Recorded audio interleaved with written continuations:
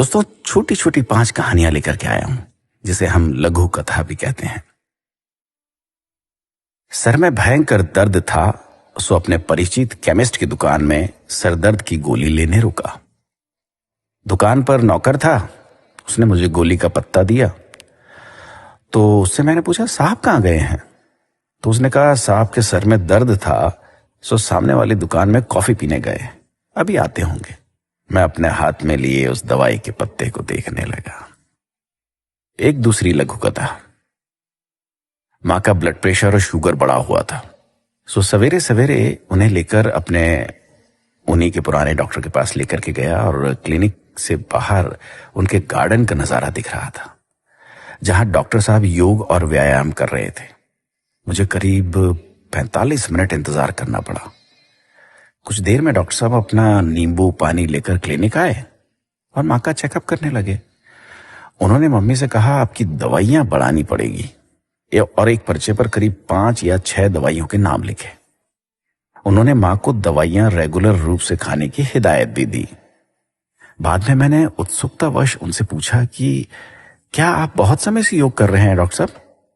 तो उन्होंने कहा, पिछले 15 साल से योग कर रहा हूं और ब्लड प्रेशर और अन्य बहुत सी बीमारियों से बचा हुआ हूं। मैं अपने हाथ में लिए हुए मां के उस पर्चे को देख रहा था, जिसमें उन्होंने ब्लड प्रेशर और शुगर कम करने की कई दवाइयां लिख रखी। ऐसी ही एक और कहानी दोस्तों। अपनी बीवी के साथ ब्यूटी पार्लर गया। मेरी बीवी को हेयर ट्रीटमेंट कराना था, क्योंकि उनके बाल काफी खराब हो चले थे। रिसेप्शन में बैठी लड़की ने उन्हें कई तरह के पैकेज बताए और उनके फायदे भी। पैकेज 1200 से लेकर 3000 तक के थे।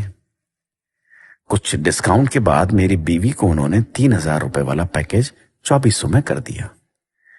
हेयर ट्रीटमेंट के समय जब उनका ट्रीटमेंट करने वाली लड़की के बालों से अजीब सी खुशबू आ रही थी, तो मैंने उससे पूछ लिया, आपने क्या लगा रखा है? कुछ अजीब सी खुशबू आ रही है।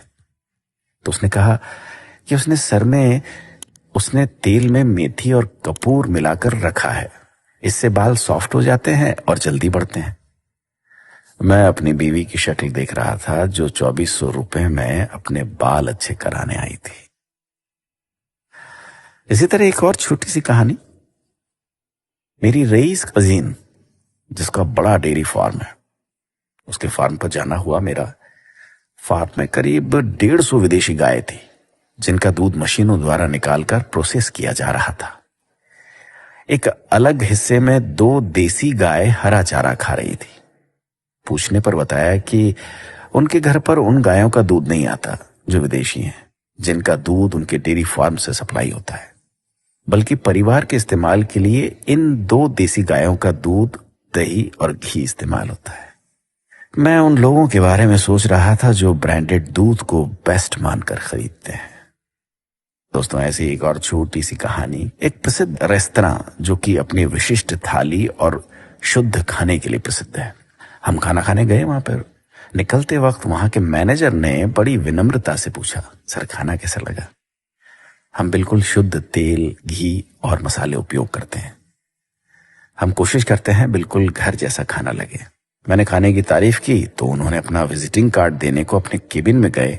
काउंटर पर एक 3 डब्बों का स्टील का टिफिन रखा हुआ था। एक वेटर ने दूसरे से कहा, सुनील सर का खाना अंदर केबिन में रख दे, बाद में खाएंगे। तो मैंने वेटर से पूछा, क्या सुनील जी यहां नहीं खाते? तो उसने जवाब दिया, सुनील सर कभी बाहर का खाना नहीं खाते, हमेशा घर से आया हुआ ही खाते हैं।